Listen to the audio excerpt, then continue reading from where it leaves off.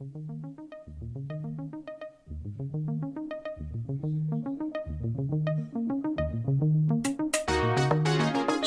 recorded from deep inside the bowels of a decommissioned missile silo, we bring you the man, one single man who wants to bring light to the darkness and dark to the lightness. Although he's not always right, he is always certain. So now, with security protocols in place, the protesters have been forced back behind the barricades and the blast doors are now sealed. Without further delay, let me introduce you to the host of HuttCast, Mr. Tim Huttner.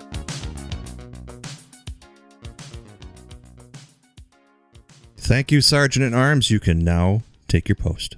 The views and opinions expressed in this program are solely those of the individual and participants. These views and opinions expressed do not represent those of the host or the show. The opinions in this broadcast are not to replace your legal, medical, or spiritual professionals. Welcome to HuttCast 9923. Hang on to your hats, because today we're going to dive a little bit into the January 6th conspiracy and any other verb you can throw at it that these people decide to throw. And the Proud Boys were the guys who took the hit on this. I have a ton of questions. So I'm going to play some devil advocate here, and we're going to go into this situation and have a conversation. So put your thinking caps on, not your conspiracy caps, but your thinking caps. Stand by, HuttCast. Be right back.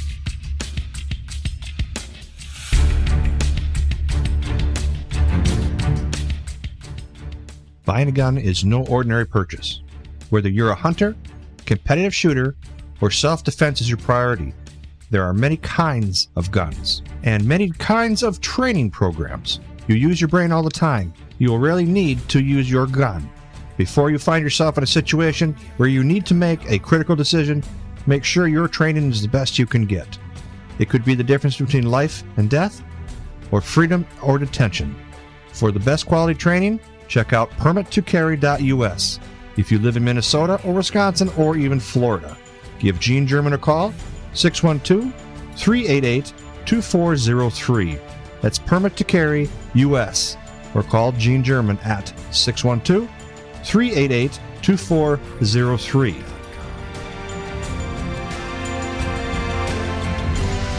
Welcome to HuttCast. Again, back from the bowels of the insanely stupid.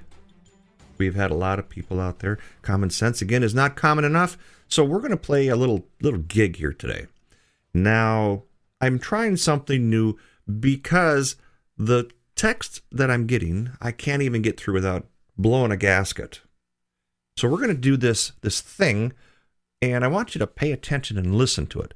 So this thing is more of a it's a reader. It's a program that I use to listen to things sometimes, but I'm going to have you listen to it in a neutral voice. So here it is, stand by, and I want you to hear from the DOJ. I'm part of their network. I get some of their information. From the Office of Public Affairs from the U.S. DOJ, here is their official release. We're going to use AI David on this one. So stand by. Here it is. The former national chairman of the Proud Boys was sentenced today for seditious conspiracy and other charges related to the breach of the U.S. Capitol on Jan. 6, 2021. His actions and the actions of others disrupted a joint session of the U.S. Congress that was in the process of ascertaining and counting the electoral votes related to the 2020 presidential election. Enrique Tarrio, 39, of Miami, Florida, was sentenced to 22 years in prison and 36 months of supervised release. On January 6, 2021, the United States Capitol was attacked, 140 law enforcement officers defending those inside were assaulted, and the peaceful transfer of power to a newly elected government, a cornerstone of our democracy, was interrupted, said Attorney General Merrick B. Garland. The Justice Department proved in court that the Proud Boys played a central role in setting the January 6th attack on our Capitol into motion. Over the past week, 4 members of the Proud Boys received sentences that reflect the danger their crimes pose to our democracy. Today, the leader of the Proud Boys, Enrique Tarrio, learned that the consequence of conspiring to oppose by force the lawful transfer of presidential power is 22 years in federal prison. Today's sentencing demonstrates that those who attempted to undermine the workings of American democracy will be held criminally accountable. said FBI Director Christopher Wray. The FBI will always protect those who peacefully exercise their First Amendment rights, but we will never condone the actions of those who break our laws, and we will continue to work with federal prosecutors to ensure those perpetrators are held responsible. No organization put more boots on the ground at the Capitol on January 6, 2021 than the Proud Boys, and they were at the forefront of every major breach of the Capitol's defenses, leading the on-the-ground efforts to storm the seat of government, said U.S. Attorney Matthew M. Graves for the District of Columbia. The leaders of the Proud Boys and the leaders of the Oath Keepers, who conspired before, during, and after the siege of the Capitol to use force against their own government to prevent the peaceful transfer of power, have now been held accountable.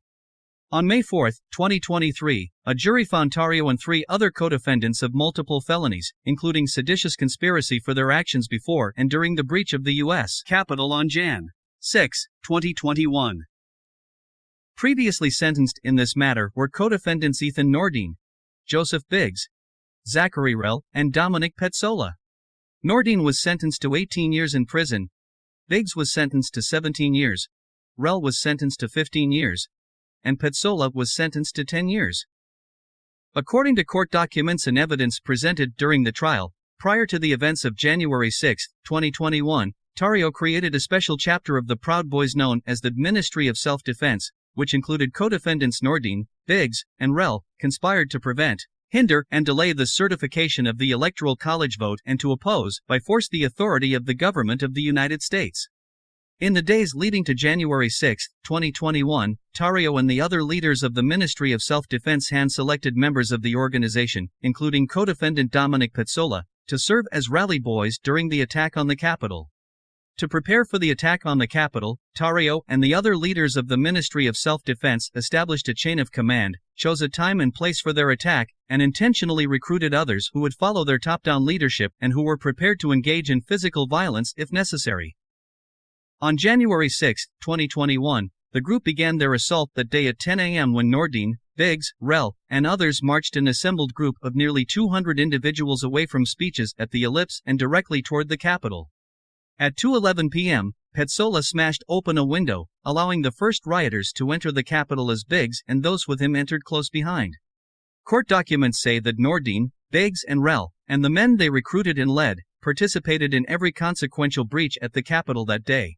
As the events of January 6, 2021, unfolded, Tarrio, who was monitoring the attack from afar as it unfolded, posted encouraging messages to his tens of thousands of social media followers, including the following messages: "Proud of my boys and my country and don't leave."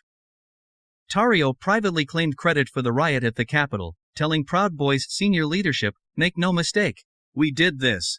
On Jan.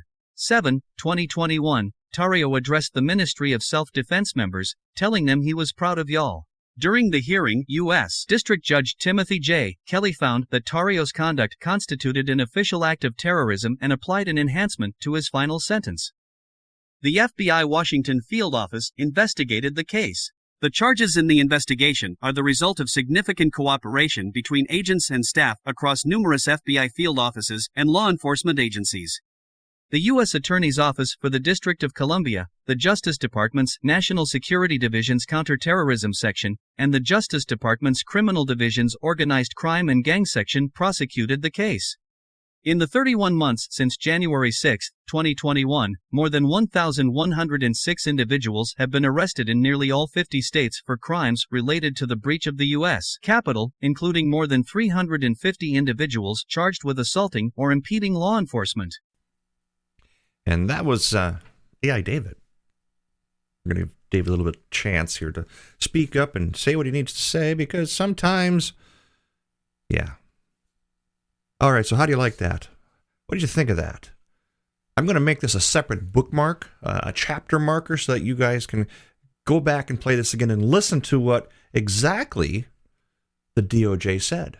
Again, at the Office of Public Affairs about this, because they're the guys who are, they're the guys calling the shots. But I have a whole ton of questions. And living through the Minneapolis riots, the actual riots, based upon what they said in their text, think about what they said. Play it back, and now attach it to the Minneapolis riots. difference being an election versus, oh, it's only Minneapolis. Oh, yeah. Think about what they said. So what I'm going to do is I'm going to take a break so we can make this chapter marker work for us. And then I'm going to come back with about a handful of questions I want you to think about. You guys. Not that I'm inciting any riots here now. I'm not inciting any hostile takeovers, any insurrections, whatever they want to, verb it up as. But I want you to just kind of listen. Listen to yourself. Listen to what they said, their official release. Okay, again, short section here, about 8 minutes into it. I want to make it a chapter marker. I'll be right back. Need a quick, healthy boost to start your day? Try Superfuel. Superfuel by Casmo is loaded with vitamins and healthy ingredients that will give you a quick, healthy boost. Make Superfuel a great-tasting, low-calorie addition to your daily regimen. Order Superfuel at www.superfuel.me or call 833-FUEL-X12, FUEL-X12, or 833-383-5912, Superfuel.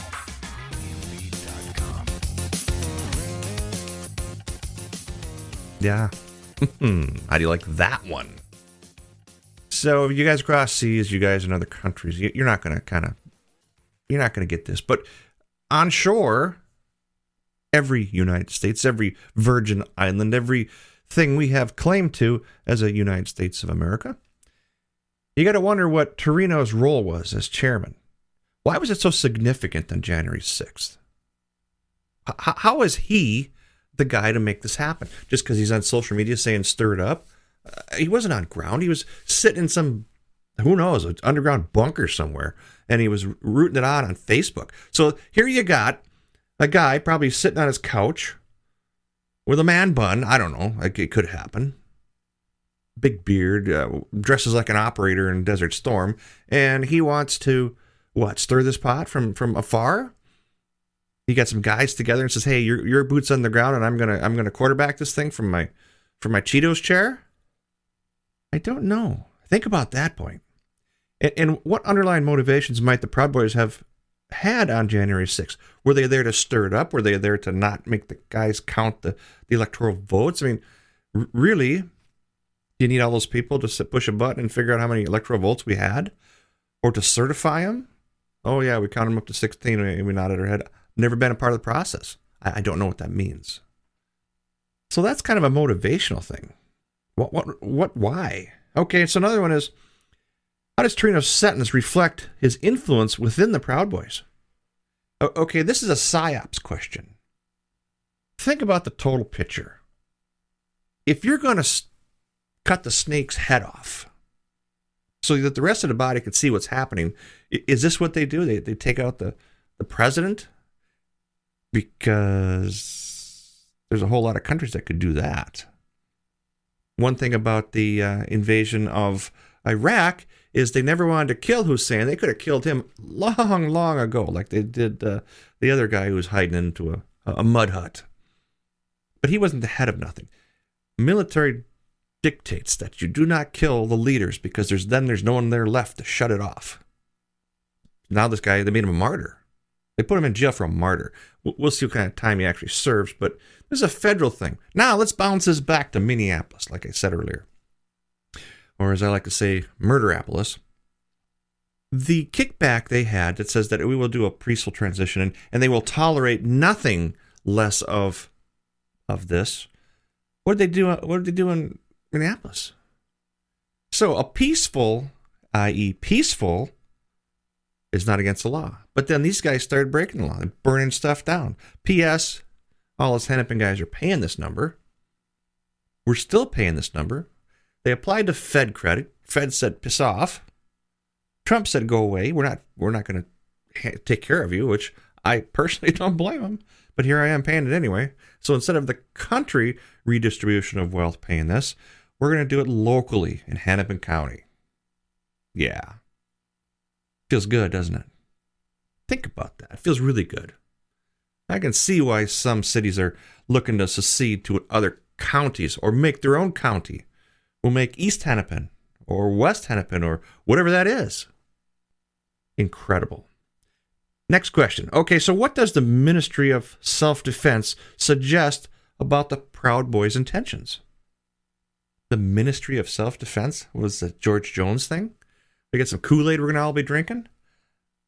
We're gonna run around with blindfolds on and follow? I mean, I get the patriotism part. And you aren't going to have a peaceful transition if this country's in that bad of shape.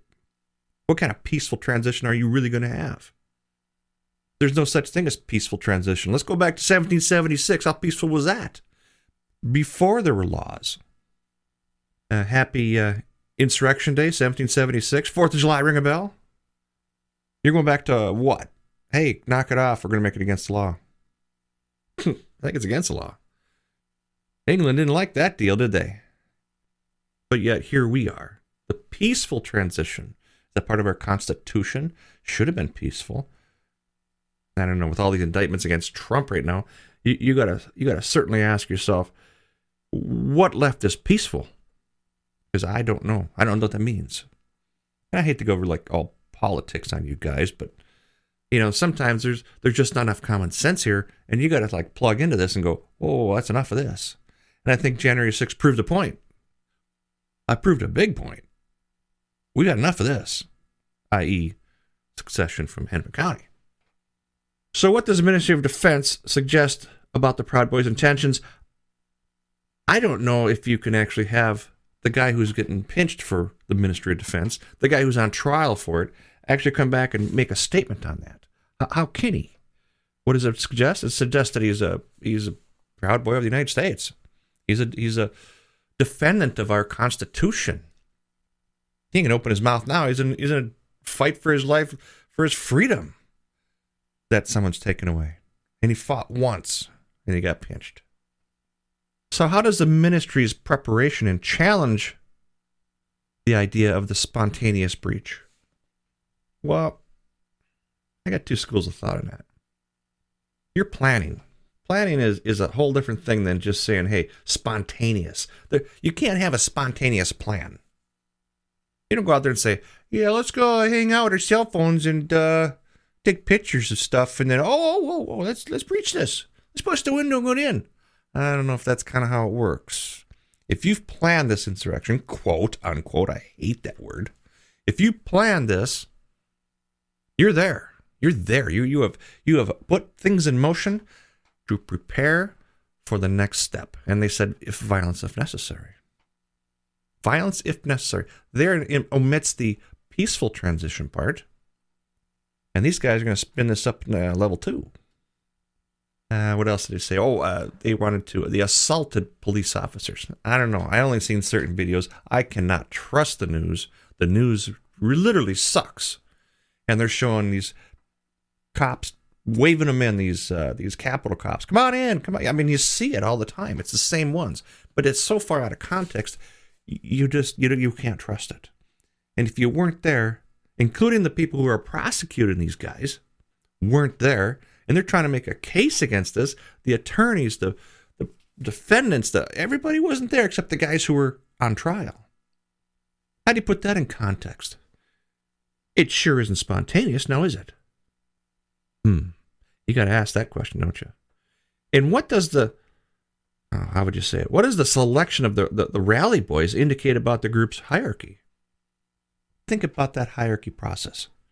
Okay. Colonel, like a military situation, comes out and says, okay, you're going to do this, this, and this. He gets his orders from someone else. Everybody's got a pecking order. Where did this Proud Boys get his pecking order? Did he just decide one day the George Jones it and we're all going to do this? I think that he was inspired by the events that led up to this election, and I don't know how many of you guys out there think that this election was stolen, but if you look back to 2016 when Trump went in, and you get all these Democrats jumping up and down, it was stolen, it was this, it was that, and they did the same pounding of that drum. But they did it 4 years earlier, before Trump. I don't have a link to my hate book site about that, but it's out there. And if you would look around, you'll see this 2016 thing. Hillary's jumping up and down. Everybody who has a D in front of their name's all upset. They're all cranked up. This was stolen. This was that. But then when Trump does it, it's a breach of national security. And then the Proud Boys and the Oath Keepers jump in and spin that pot a little. They're pot stirrers. They stirred that pot, which that's the job. They stirred that pot. They made that happen. That's what gets things done. Okay, about their hierarchy. Yeah, you cut the snake of the head off. Where's it going to go?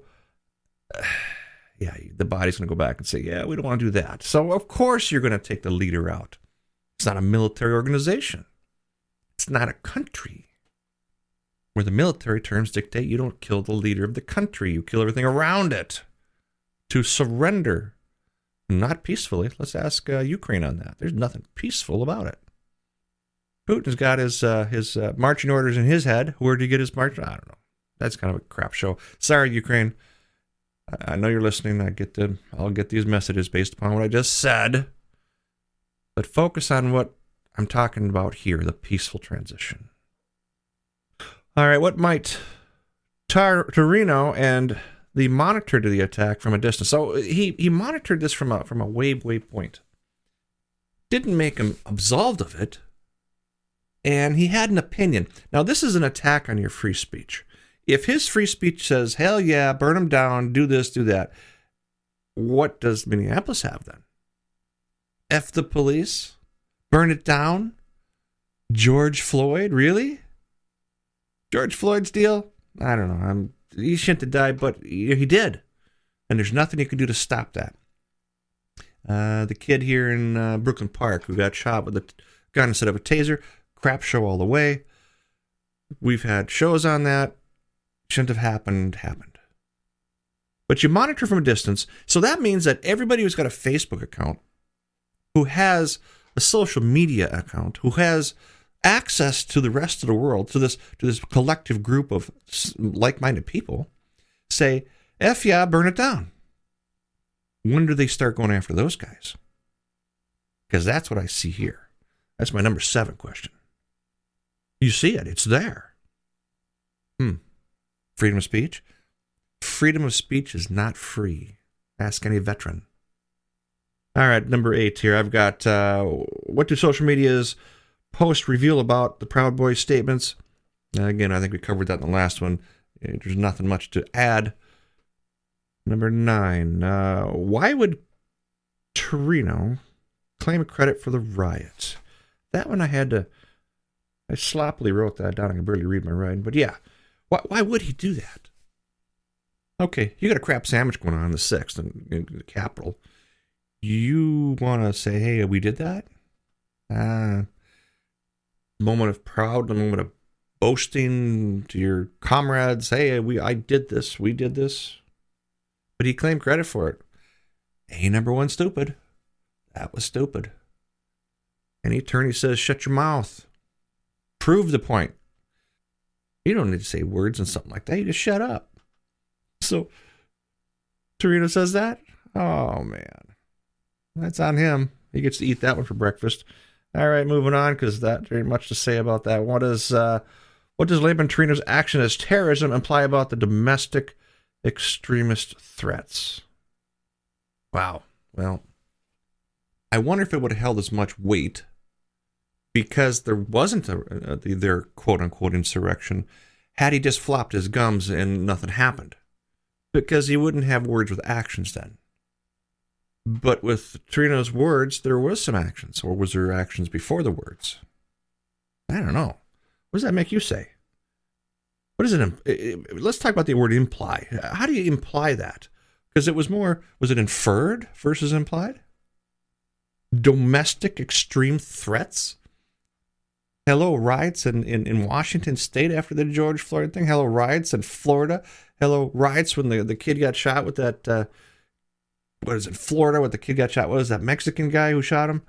Well, that was a thing. George, what was his name? He was the one who wanted to sell his gun on Gunbroker, and some guy wanted to buy it for like $300,000, this gun. Gunbroker took the ad down because it was used in the commission of an assault to kill, which George was, I don't know if he was fully vindicated of that or vindicated. But now we've got two heirs deciding for the world of free enterprise to not sell this gun. So back to the implied versus inferred. And now who's labeling him? You know as well as I do that anybody in this country who's inferring, implying, if they scream the loudest group gets the squeaky wheel grease. It's not about what's right. It's about what they squeak. Look at Minneapolis. Look at Minnesota. They squeak the loudest. District 5 squeaks the loudest. And they carry the power of the vote in this city, in this country. All right, in this state. My bad. They carry that District 5 power because they're all about collecting for a living. Not working. Oh, that's the stupid other guy's problem. You work for us for a living. We'll vote for it. And then just have someone else redistribute that wealth. Huh. Think about that for a second. Okay, I got a couple more questions on this here. I need to put a break in it. Let me catch you on the next one here, where I'm going to start out with why does the number of arrests show the nationwide impact of January 6th? What is that? Why do they keep pushing that out there? That's a thing. So stand by. We'll be right back.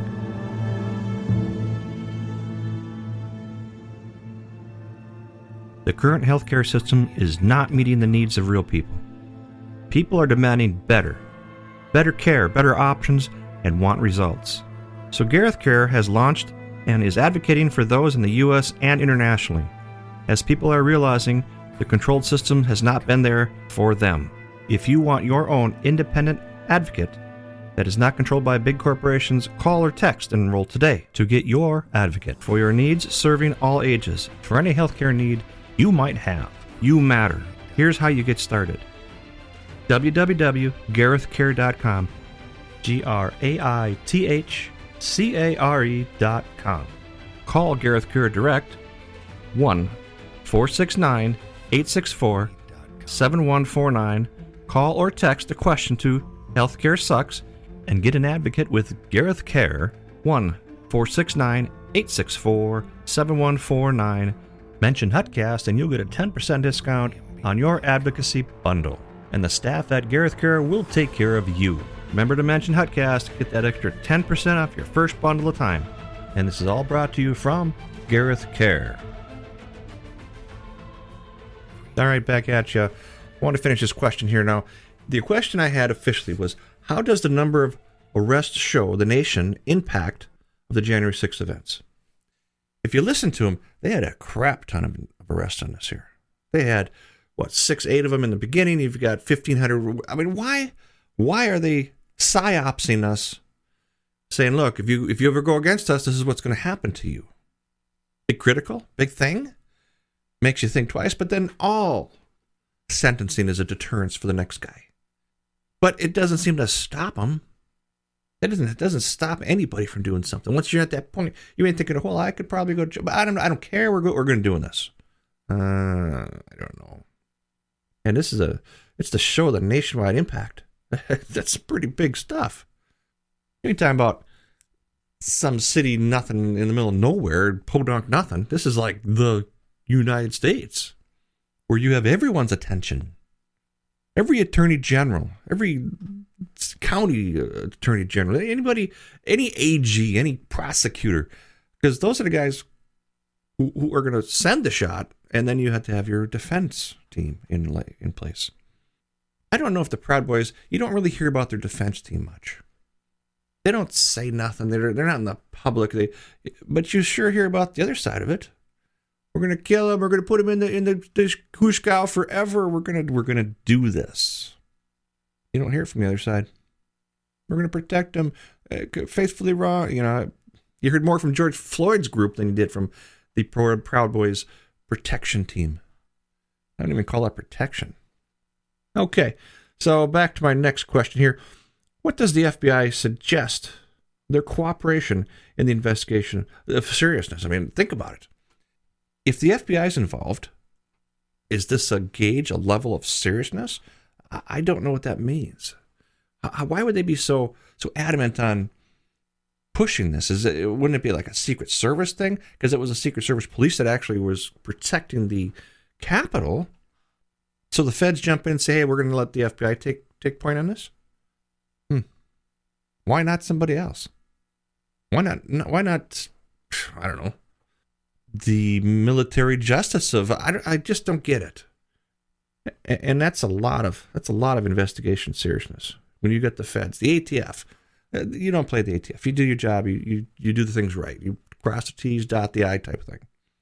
So now the feds are going to come in and do this. What branch of service is going to do this? I would think the Secret Service would trump the ATF or the FBI. Secret Service is kind of like next level stuff. Think about that one. It's just crazy. All right. What does the common charge of assaulting a law officer reveal about the breach's nature? Yeah. Assaulting a law enforcement officer.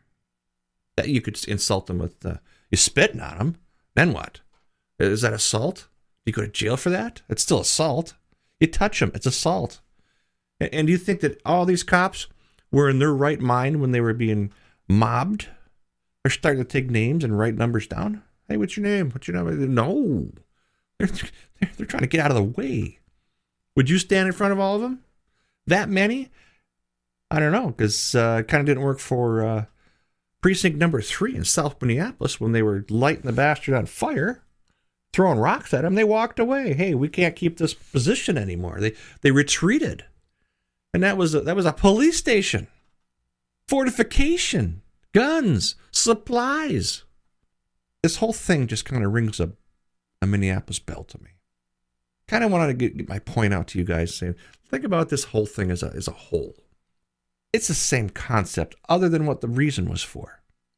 2 different reasons, same situation. Riot, steal, blow, which our Proud Boys never did. They didn't burn the place down. They might have broke some glass. The glass got broken. You know how things handle. But we ain't burning it down. And what would have happened if they would have done a Minneapolis in that town? Calling the National Guard again? With rubber bullets in their guns? Which they did in Minneapolis? If you read the book, They Lied to Us by Liz Collins, there are some things in there that are ringing a bell to this situation. Other than George Floyd versus an election result. Okay, so we can get lied to on a guy who got killed, or we can get lied to because of peaceful transition. I don't think we can get lied to on any of it. Can't trust it. Liz Collins was in the studio. Reach back a couple of episodes. Listen to her interview. Great interview. Awesome gig. She's a rock star. She did it. Her husband's a rock star. They lived through it. And then they were chastised for reporting it. Shame on you, people. These people are good, upright American citizens. And they just reported the truth, and this is what they get. They get pinched for it? Nope, not in the list bit. So check out her book. Try it out. I'm not plugging her. I just thought, this is a thing that kind of rings its bell. All right, we're going to move on. Next question here. What are we at? 6 minutes into this. So how do Graves' comments suggest that the Proud Boys' involvement was predetermined? I don't know. How can you say it was that? Maybe they predicted it. I don't know. I think it just doesn't make sense there.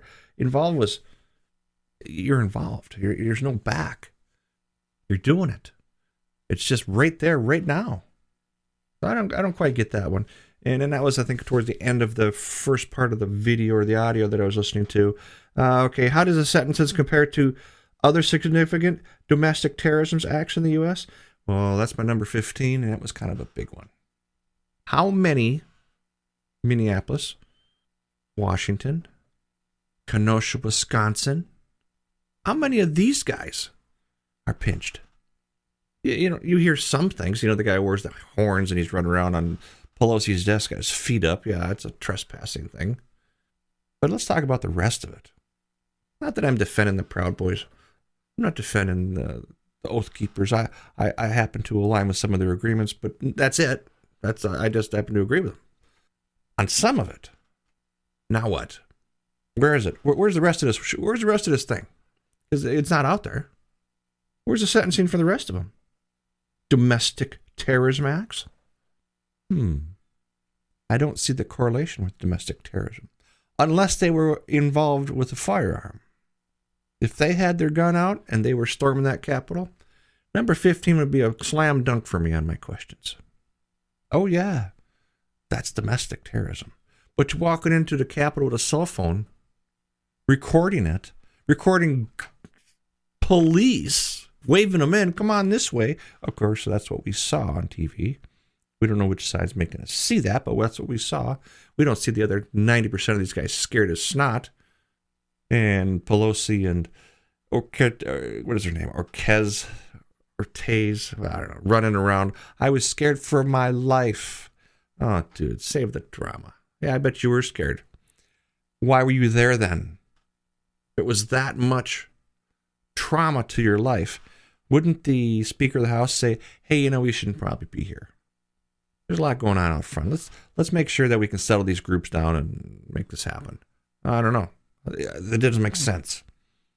Not making sense to me. If you got a riot out front, you're going to go inside and have a cup of coffee and figure out what the electoral votes are doing. Would you? Would you do that?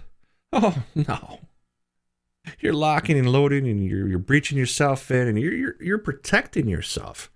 Hey, let's count these votes up. Hey, what's going on outside? Oh, got a riot going on. No, it's not a riot yet. Let's call it a riot. Put on your thinking caps, people. This is not making any sense. Domestic terrorism acts. That's a term so overused. And there's real ones. It nullifies and belittles the actual domestic terrorist. 9/11, total terrorism acts. Hands down. That's the definition, the pure definition of it. Kicking some glass and walking in on a building that you own as an American citizen because they're counting votes and they're in there sipping their coffee and go, oh crap, now what? Kind of not on the same page for me. All right. Hit me on Facebook. Tell me what your thoughts are. I read this today and I'm thinking, oh man, I got to put this back into perspective.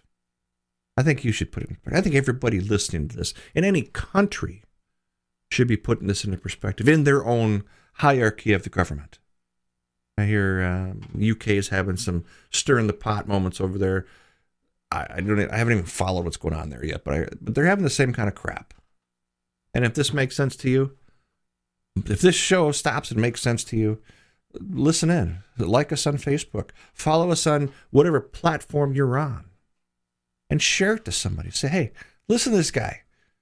He's in this undisclosed location of a missile silo. Talking this crap. I don't know. It could be crap. Could be good stuff. But listen to him. Because sometimes you just got to kick back and say, oh, no.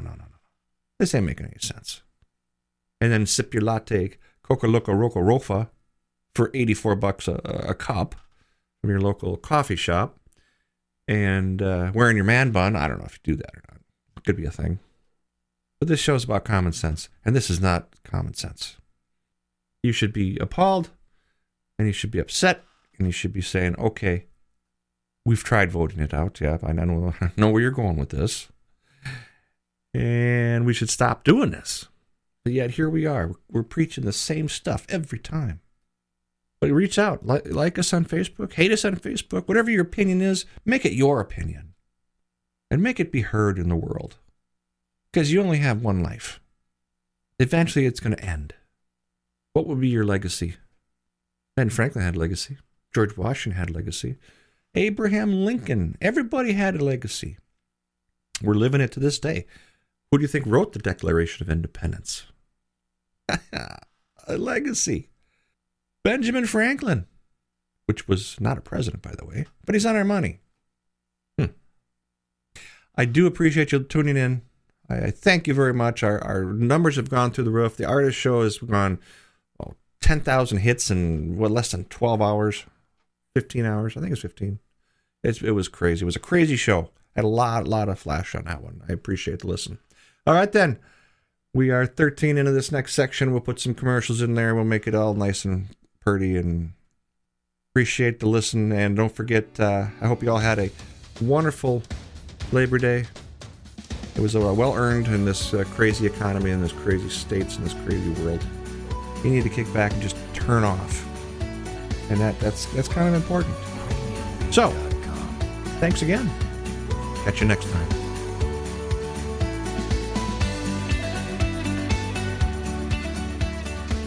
And that's a wrap for HuttCast. HuttCast is, again, a pragmatic approach to seeing things how some people see them. If you like our show, give us a thumbs up on the Facebook site. Again, for HuttCast, thank you again. Have a wonderful evening.